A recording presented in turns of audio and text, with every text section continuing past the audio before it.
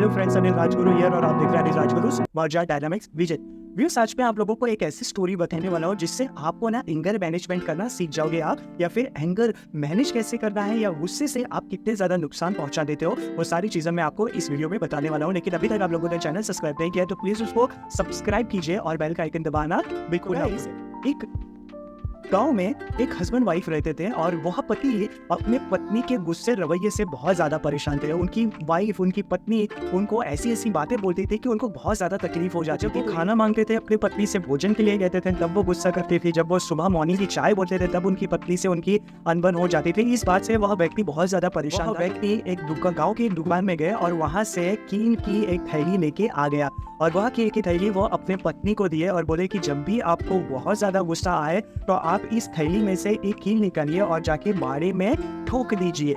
पति की यह बात सुन के वह पत्नी बिल्कुल वैसे ही करते गई। जब भी उसको गुस्सा आता था वह कील निकालती थी, बाड़े में ठोक देती थी। फिर उसको गुस्सा आता था, कील निकालती थी और बाड़े में ठोक देती थी। ऐसे करते करते उस महिला ने बाहरी के सारे एरियाज में कील ठोक दिए और तब उस महिला को एहसास हुआ कि कील ठोकना बिल्कुल आसान काम नहीं है, इसमें बहुत ज़्यादा थकावट होती है। यह सोच के उस महिला की जो गुस्सा है वो धीरे धीरे कंट्रोल होने लगा और यह बात उसने अपने पति से भी बताई। तब उसके पति ने कहा, आपको लगे कि आपका गुस्सा शांत हो गया, आपको गुस्सा नहीं आ रहा, आप क्रोधित नहीं हो रहे हो, तो आप बाड़े के पास दोबारा जाइए और जो कील आपने ठोकी है प्लीज उसको निकालना शुरू कर दीजिए। एक कील आप एक दिन में निकालेंगे तो भी चलेगा। तो उस महिला ने अपने पति की यह बात जरूर सुनी। जब भी उसे लगता था आज उसको गुस्सा नहीं आया है, वह बाड़े के पास जाती थी, कील निकाल लेती थी और जब भी वो कील निकालती थी तो बहुत ही ज्यादा खुश और प्राउड फील करती थी वह महिला। और ऐसे करते करते एक दिन ऐसा आया कि उस महिला ने बाड़े के सारे कील निकाल लिए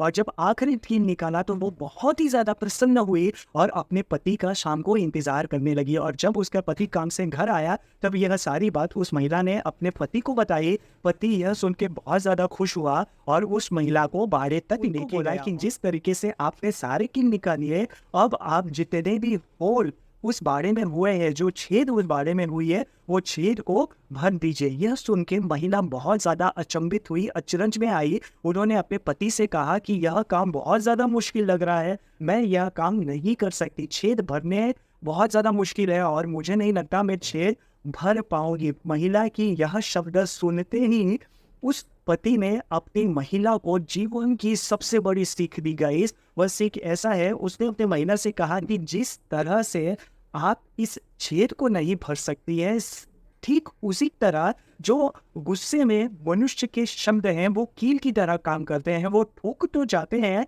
और बाद में एहसास होने पे जब आप उनसे माफी भी मांगते हो तो उस समय के लिए माफी मांगा जा सकता है, लेकिन जब आप कील निकालते वक्त जो छेद आपने बना दिए है आपके गुस्से की वजह से, उसको भरा नहीं जा सकता है। और यही जीवन की सच्चाई है व्यूअर्स। हम गुस्से में लोगों को अनाप शनाप कुछ भी बोल देते हैं, लेकिन ये जरूर एहसास नहीं करते कि इससे जो सामने वाला व्यक्ति है उसके दिल पे कितनी बड़ी चोट और कितना बड़ा छेद हो सकता है, जिसको माफी मांगने के बाद भी भरा नहीं जा सकता। तो हम सबके जीवन में भी हमें इस कहानी से बहुत बड़ी सीख मिलती है व्यूअर्स। वो सीख ऐसा है कि हमें चाहे हम अपने काम में या फिर अपने वर्क लाइफ या फिर अपने पर्सनल लाइफ में कितने भी बिजी हो, हमें अपने आप को शांत रखना है, कंपोज रखना है, मैच्योर रखना है और ये चीज़ें ज़रूर ध्यान में रखनी है कि हमारे शब्द किसी को भी छेद ना पहुंचाए। ये तब होगा जब आप अपने आप को कंट्रोल करोगे और एंगर कंट्रोल होता है मेडिटेशन से।